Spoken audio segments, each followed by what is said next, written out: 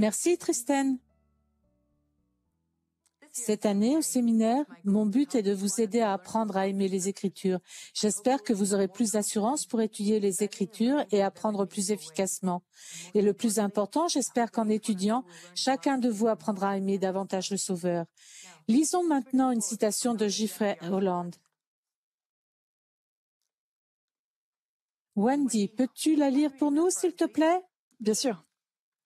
Demandez à vos élèves de lire plus lentement, avec plus d'attention et avec plus de questions à l'esprit. Aidez-les à méditer, à examiner chaque mot, chaque joyau scripturaire. Enseignez-leur à le porter à la lumière, à le tourner, à regarder et à voir ce qu'il reflète et réfracte.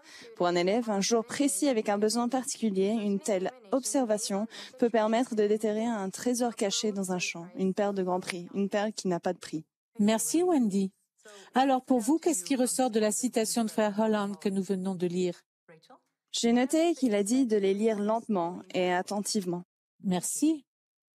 Tristan? J'aime son invitation à lire avec plus de questions à l'esprit. Excellent. Quelqu'un d'autre? Oui, Michael. Je trouvais intéressante sa façon de comparer ce que nous apprenons à des gemmes précieuses. Merci, ce sont tous d'excellents commentaires. Dans notre classe, nous apprendrons à étudier les Écritures d'une façon qui ressemble à celle que décrit Frère Holland. Pour nous aider, j'écris au tableau un modèle d'étude qui nous montre comment étudier les Écritures de façon significative, ici en classe et personnellement lors de votre étude chez vous. Laissez-moi vous raconter une histoire qui illustre le fonctionnement du modèle d'apprentissage. L'histoire parle d'une jeune fille qui fait un rêve où elle cherche des pierres précieuses dans le sable. Différentes parties de son rêve représentent des éléments importants de ce que l'on peut apprendre des Écritures. Alors pendant que vous écoutez, essayez de trouver ces choses et voyez comment vous pouvez les relier à votre étude des Écritures. Une jeune fille rêve qu'elle marche le long d'une plage isolée et calme. Elle cherche des pierres précieuses dans le sable. Quand elle s'agenouille, elle se sent attirée par les grains de sable fin qui scintillent dans la lumière du soleil. Elle commence à passer doucement ses doigts dans le sable chaud. Peu après, elle remarque dans le sable une pierre précieuse colorée et étincelante et la ramasse. Ne voulant pas la perdre, elle la met avec précaution à l'abri dans sa poche.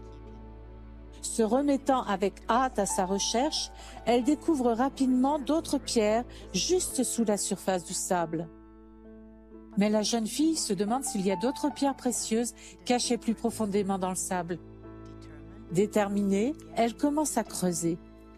Avec des efforts, du temps et de la patience, elle est récompensée encore et encore par des joyaux magnifiques.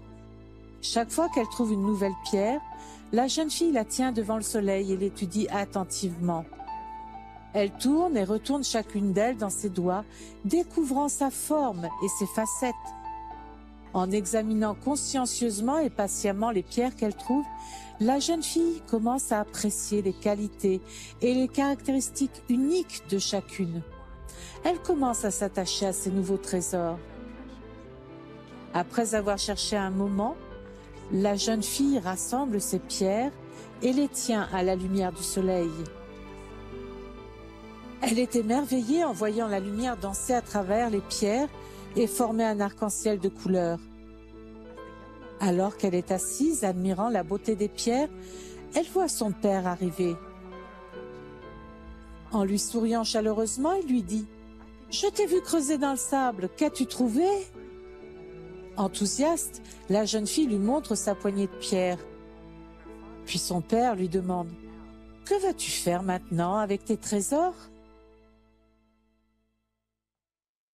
Bien.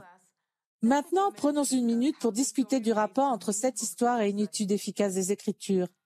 Qu'est-ce qui ressort de cette histoire? Justice? Je pense que l'histoire parle de trouver des pierres précieuses. Je pense que la fille voulait vraiment en trouver. Merci. Oui? Certaines étaient faciles à trouver, mais d'autres pas du tout. Alors a dû les chercher. Bien, Brianna. À votre avis, que représentent les pierres dans votre étude des Écritures? Wendy? Je pense que cela renvoie à ce que frère Hollande a dit à propos des joyaux scripturaires. Et peut-être qu'il y a des leçons que notre Père Céleste veut que nous apprenions quand nous étudions les Écritures. Certaines sont assez évidentes, mais d'autres demandent un peu plus d'efforts pour les trouver. Excellent. Ce sont de très bonnes idées. Quoi d'autre? 7. J'aime sa façon de ne pas ranger les pierres dès qu'elle les trouve. Elle les étudie et elle voit ce qui est spécial et unique chez chacune. Et je pense que c'est lié aux Écritures parce que nous devons voir comment cela s'applique dans notre vie. Merci pour cette idée, Seth. C'est un point très important. Et maintenant, à propos du sable, que pensez-vous qu'il représente?